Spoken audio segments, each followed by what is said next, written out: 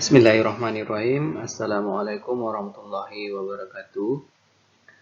Alhamdulillahirabbil alamin wa bihi nasta'inu ala umuri dunya waddin. Wassalatu wassalamu ala asyrafil anbiya'i wal mursalin sayyidina Muhammadin wa ala alihi wa ashabihi ajmain. Amma ba'd.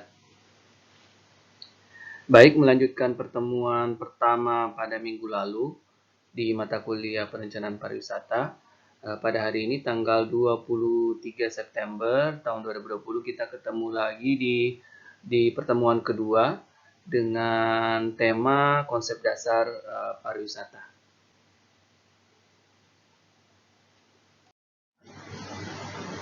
Adapun outline untuk pertemuan kedua pada hari ini, yang pertama adalah bagian pengantar, diawali dengan pengantar, yang kedua sejarah pariwisata, yang ketiga bagaimana perkembangan pariwisata di Indonesia, dan yang terakhir dari materi hari ini adalah pengertian dari pariwisata.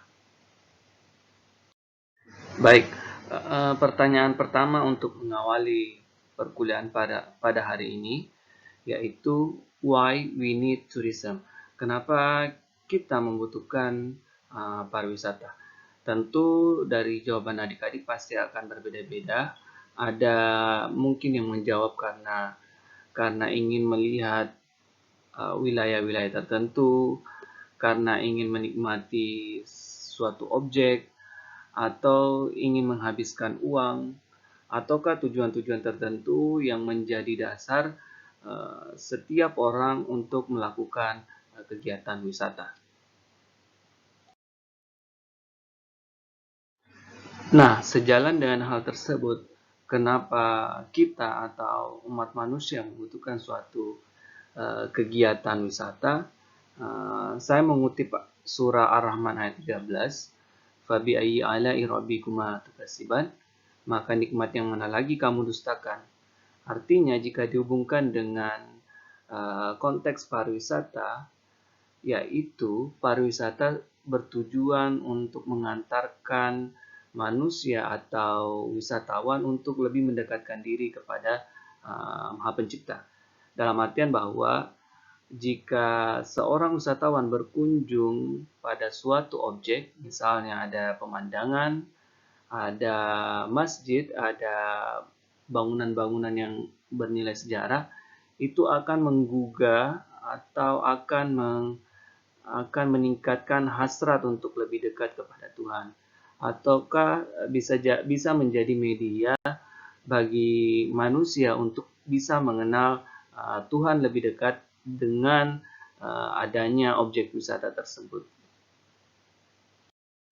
Nah, karena pariwisata berkaitan dengan sisi pelaku wisatanya atau turisnya, maka ada berbagai macam pendekatan untuk menilai sejauh mana pariwisata dapat dikembangkan. Pertama, mungkin ada preferensi antara kita memilih objek wisata yang ada di desa ataukah objek wisata yang ada di kota. Nah, ini akan tergantung juga dari segi motivasi atau profil dari wisatawan itu sendiri. Nah, setelah adanya preferensi dari desa atau kota, wisatawan juga akan cenderung memilih objek wisata yang alami atau objek wisata buatan. Nah, ini juga akan tergantung dari faktor profil atau faktor keinginan dari wisatawan itu sendiri. Selanjutnya, faktor yang ketiga adalah faktor budgeting. Ada yang low budget dan ada yang high budget. Nah, karakteristik ini juga akan mempengaruhi dari wisatawan itu sendiri. Apakah wisatawan memiliki budget yang rendah atau budget yang tinggi? Nah, sejalan dengan hal tersebut, saya ingin mengeksplorasi pengetahuan adik-adik tentang preferensi dari motivasi pariwisata itu sendiri. Nah, di sini ada beberapa pernyataan yang akan diberikan skornya. Skornya itu ada skor 1, 2, dan 3. Skor 1 menandakan bahwa bukan saya, artinya tidak sesuai pernyataan tersebut dengan diri Anda. Kemudian skor kedua, mendekati saya, artinya pernyataan tersebut mendekati karakter Anda. Yang ketiga, saya sekali, artinya pernyataan tersebut sangat berkaitan dengan diri Anda. Jadi pernyataan yang saya sampaikan akan terbagi menjadi 4 bagian. Setiap bagian nanti terdiri dari 5 pernyataan. Jadi ada 4 bagian dan satu bagian itu akan terdiri dari 5 pernyataan. Setiap bagian tersebut akan saya beri jeda sebagai penanda ke bagian berikutnya. Nah, di penjelasan sebelumnya ada 4 bagian. Adik-adik bisa lihat bagian 1, 2, 3, 4. Jangan memperhatikan kode A, B, C, D, dan E di atas.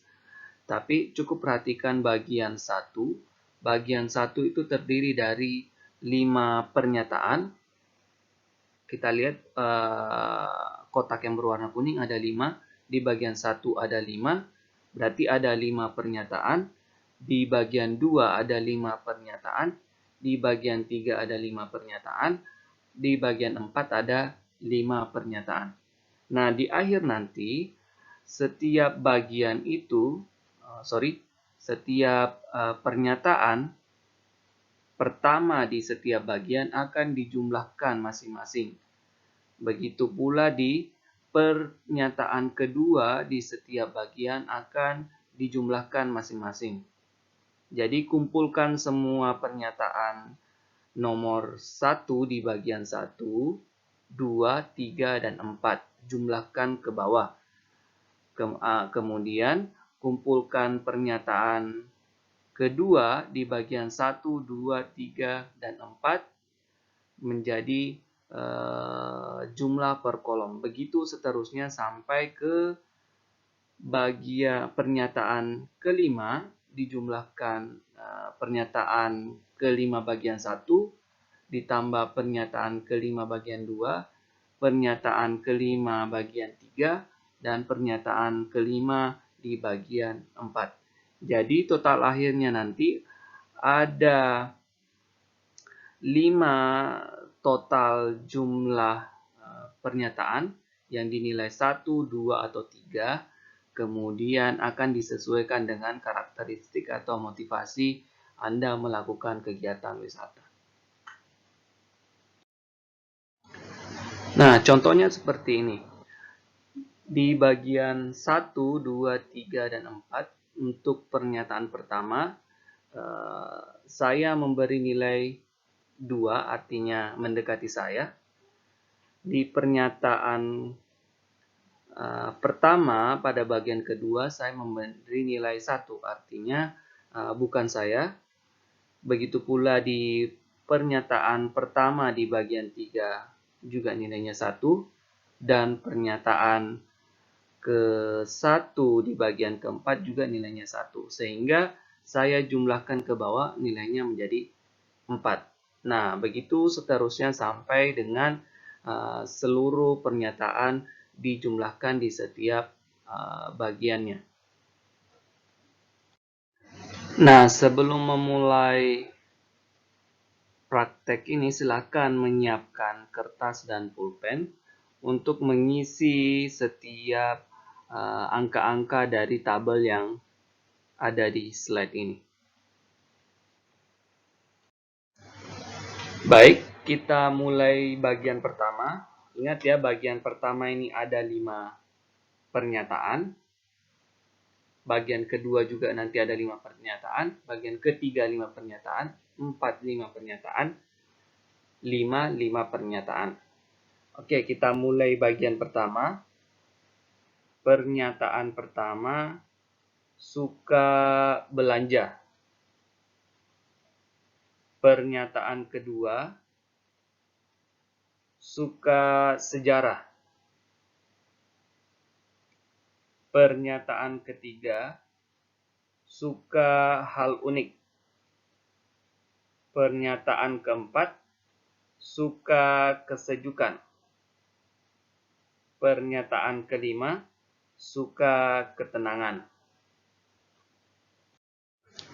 Nah, lanjut di bagian kedua, masih sama dengan bagian pertama. Berikan skor 1 jika bukan Anda, 2 mendekati diri Anda, 3 Anda sekali. Jadi, beri nilai tersebut setiap pernyataan yang saya sampaikan. Pernyataan pertama, hayalan. Pernyataan kedua, budaya. Pernyataan ketiga, hayalan dan budaya. Pernyataan keempat, psikologis. Pernyataan kelima, psikologis dan religi. Kita lanjut di bagian ketiga. Pernyataan pertama, betah berjalan kaki. Pernyataan kedua, betah mengamati sesuatu. Pernyataan ketiga, betah berfoto-foto. Pernyataan keempat, betah mendaki. Dan pernyataan kelima, betah duduk lama. Nah, bagian terakhir yaitu bagian keempat, ada 5 pernyataan. Pernyataan yang pertama, mudah bergaul. Pernyataan kedua, cerdas dan analitis.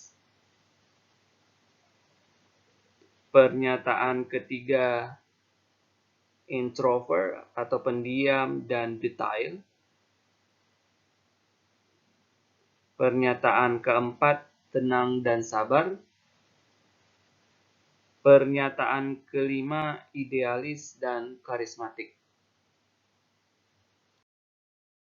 Nah, hasil dari scoring tersebut dari setiap pernyataan, kemudian Anda jumlahkan per pernyataannya, per nomor pernyataan, nomor pernyataan 1, kedua, ketiga, keempat, dan kelima di setiap bagiannya. Dan kemudian hasil dari jumlah skor tersebut, carilah jumlah skor yang paling tinggi dari ke-5 kelompok pernyataan.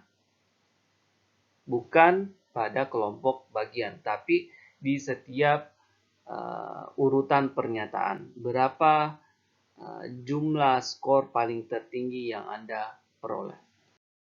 Nah, jika sudah dihitung total skornya, mendapatkan nilai tertinggi di A, maka Anda akan cenderung berkunjung di objek wisata seperti Trans Studio.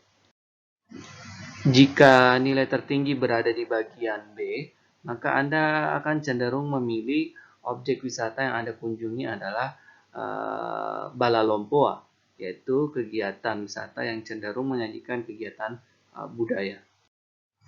Sedangkan jika nilai tertinggi di bagian C, maka Anda akan lebih tertarik mengunjungi objek wisata seperti Buntu Burake yang ada di Toraja, yang akan menyajikan karakter alam sekaligus dengan karakter budaya. Selanjutnya, jika nilai tertinggi ada di bagian D, maka Anda akan lebih tertarik kepada objek wisata yang menyajikan kesejukan, kemudian Anda menghadapi tantangan untuk mendaki objek tersebut. Nah, objek yang dimaksud adalah seperti Gunung Nona di Kabupaten Ngendrekang. Namun, jika Anda mendapat nilai tertinggi di bagian E, maka Anda akan lebih memilih objek wisata yang menyajikan atraksi religi yang bisa membuat Anda lebih betah untuk duduk lama, dan sesuai dengan karakteristik Anda dan yang idealis dan karismatik. Kelompok objek ini bisa berupa objek wisata yang ada di seperti yang ada di Kabupaten Bulukumba, yang ada di sekitar objek wisata Pantai Bira, itu objek wisata Puang Janggo. Nah, tentunya skor yang kita peroleh akan berbeda-beda setiap orang. Hal ini menandakan bahwa objek yang dipilih tergantung dari karakteristik masing-masing personal dari wisatawan tersebut. Nah, yang memperoleh nilai sama dengan skor tertinggi, coba cari dari dua bagian ini yang mana paling banyak nilai tertingginya. Maka itulah menjadi pilihan dari objek wisata yang lebih cocok dengan karakter Anda. Misalnya di bagian A dan B nilainya adalah masing-masing 10, tetapi nilai B hanya ada satu yang bernilai 3, sedangkan di nilai C, di bagian C nilai 3 lebih dari 1, maka nilai C inilah yang lebih cocok dengan karakter diri Anda.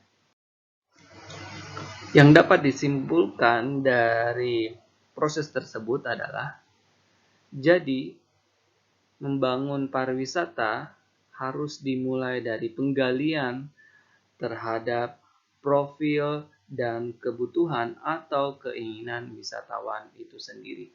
Nah, pernyataan-pernyataan yang tadi disampaikan sebenarnya adalah proses menggali dari profil wisatawan maupun dari kebutuhan dan keinginan dari wisatawan itu sendiri.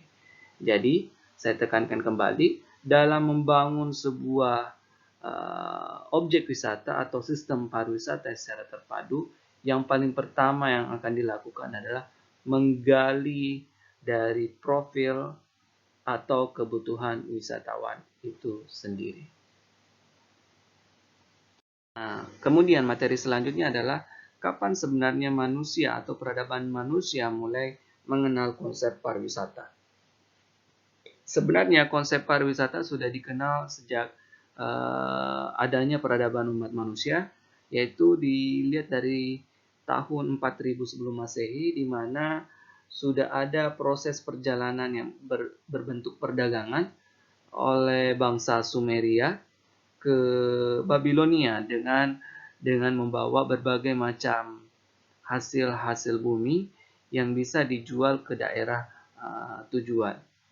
Selanjutnya pada tahun 1254 sampai 1374 dalam sejarah tercatat traveler pertama yaitu Marco Polo yang telah menjelajah jalan raya dari benua Eropa ke Tiongkok dan kembali ke Venesia.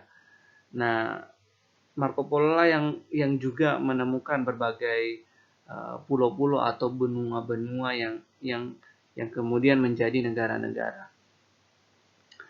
Nah, selanjutnya di fase berikutnya pada tahun 1324 dikenal Ibnu Battuta, yaitu seorang yang dikenal dengan the first traveler of Islam, yaitu seorang yang melakukan perjalanan dari Afrika Utara menuju Mekah dan Madinah untuk melakukan kegiatan haji.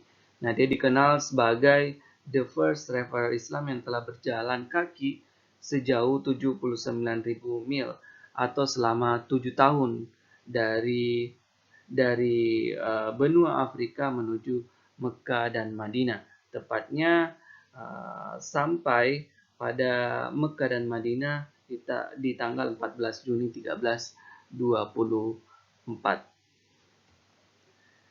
Dan selanjutnya, sejalan dengan peradaban manusia yang semakin tinggi atau semakin mengenal modernisasi, semakin mengenal teknologi, maka muncullah pada abad ke-19 itu travel agen pertama di dunia yang diprakarsai oleh Thomas Cook, lahir pada tahun 22 November 1818, yang pertama kali menggarap konsep dari travel agent atau travel wisata. Nah, dari poin-poin tersebut kemudian kita dapat melihat bahwa perkembangan pariwisata memang sudah ada sejak awal peradaban manusia, dan semakin mengalami tren perkembangan yang positif sejalan dengan perkembangan teknologi maupun perkembangan dari ilmu pengetahuan. Sedangkan di Indonesia, konsep pariwisata juga mulai diperkenalkan dengan berbagai macam bentuk. Pertama, yang dilakukan oleh pemerintah Belanda, yaitu melakukan promosi wisata Indonesia, khususnya Jawa dan Bali, yang dikenal dengan Vereniging Toeristenvirke ke masyarakat Belanda. Yang kedua, ada pengembangan paket wisata masih dilakukan pada masa penjajahan Belanda yang dikenal dengan pelayaran Batavia, Lisonan Lendiman. Artinya paket wisata ini juga dijual ke masyarakat Belanda agar bisa tertarik untuk berkunjung ke Indonesia atau ke Nusantara melalui pelayaran dari Belanda menuju Batavia.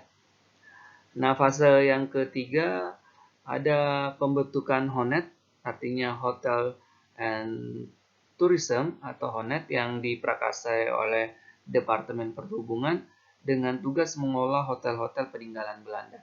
Nah, karena Belanda concern mengembangkan wisata di Indonesia pada waktu masa penjajahan, maka setelah masa penjajahan dibentuklah organisasi yang mewadahi atau yang mengelola hotel-hotel peninggalan Belanda tersebut.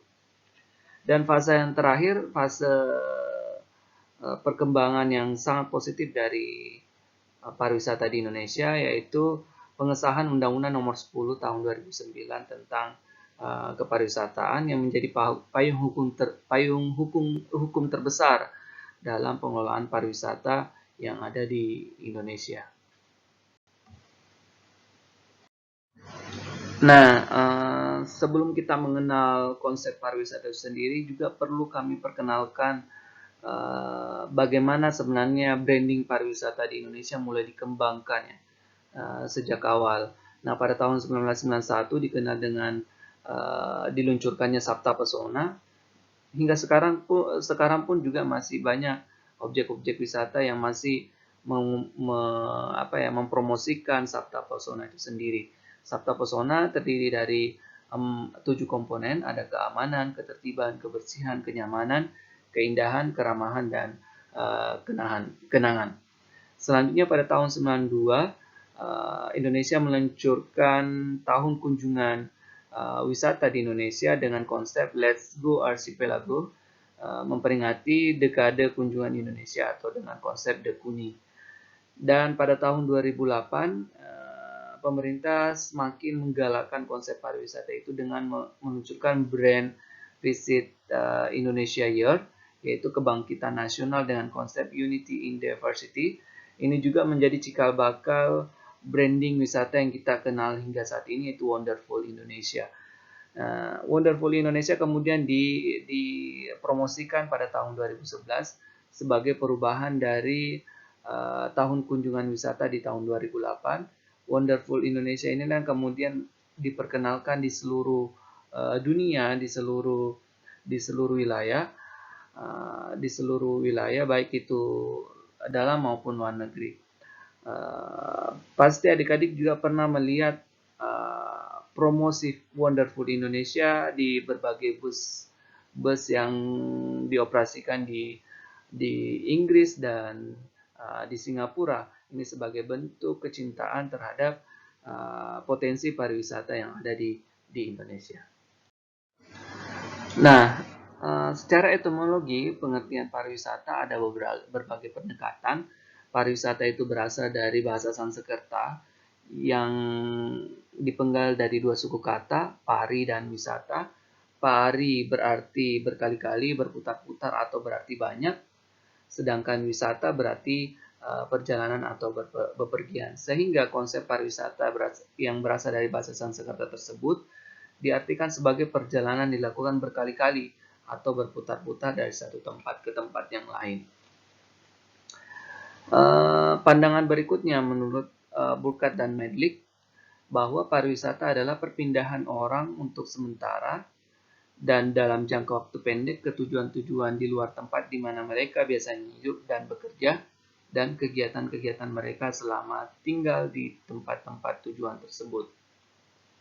Lebih lanjut, menurut WTO, World Tourism Organization, bahwa pariwisata adalah kegiatan seseorang yang bepergian ke atau tinggal di suatu tempat di luar lingkungannya yang biasa dalam waktu tidak lebih dari 1 tahun secara terus-menerus untuk kesenangan, bisnis, ataupun tujuan lain. Nah, lebih jauh dan lebih sederhana diartikan menurut Undang-Undang Kepariwisataan bahwa wisata adalah kegiatan perjalanan yang dilakukan oleh seseorang atau kelompok dengan mengunjungi tempat tertentu untuk rekreasi, pengembangan pribadi, mempelajari keunikan dari daya tarik wisata yang dikunjungi dalam jangka waktu yang sementara. Dari berbagai pengertian tersebut, saya memberikan 3 kata kunci untuk mengenali konsep pariwisata secara sederhana. Yang pertama ada pergerakan, itu ada perpindahan dari satu tempat ke tempat yang lain. Kemudian kata kunci kedua ada tinggal sementara, di mana pelaku wisata atau wisatawan yang berkunjung ke objek tersebut hanya dalam waktu sementara waktu atau tidak tinggal secara permanen. Kemudian kata kunci ketiga agar kita bisa memahami secara lebih sederhana adalah bahwa kegiatan dari pergerakan tersebut itu bukan untuk bekerja, artinya di luar dari aktivitas permanen di tempat wisatawan itu berasal. Jadi saya ulang kembali, ada 3 kata kunci kita memahami konsep dasar pariwisata. Yang pertama ada pergerakan, yang kedua ada konsep tinggal sementara, dan ketiga bukan untuk bekerja. Baik, cukup sekian materi dari saya. Secara garis besar kita memahami bahwa pengembangan pariwisata yang paling awal dilakukan adalah menggali profil dan kebutuhan dari wisatawan terkait dengan objek wisata yang akan dikembangkan. Kemudian pariwisata sebenarnya sudah lahir sejak peradaban umat manusia mulai ada di permukaan bumi. Kemudian pengembangan pariwisata di Indonesia juga berkaitan dengan pengembangan branding-branding yang telah dilakukan sejak tahun 91 hingga sekarang, yang saat ini dikenal dengan branding Wonderful Indonesia. Sedangkan yang terakhir, di bagian terakhir, ada 3 kata kunci kita memahami dasar dari pariwisata. Yang pertama adalah pergerakan, yang kedua adalah tinggal sementara, dan yang ketiga adalah bukan untuk bekerja. Baik, cukup sekian penyampaian materi dari saya. Untuk selanjutnya kita akan lebih intens diskusi melalui WA Group atau melalui chat yang tersedia di Lentera. Baik, kita tutup materi ini. Sekian, wassalamualaikum warahmatullahi wabarakatuh.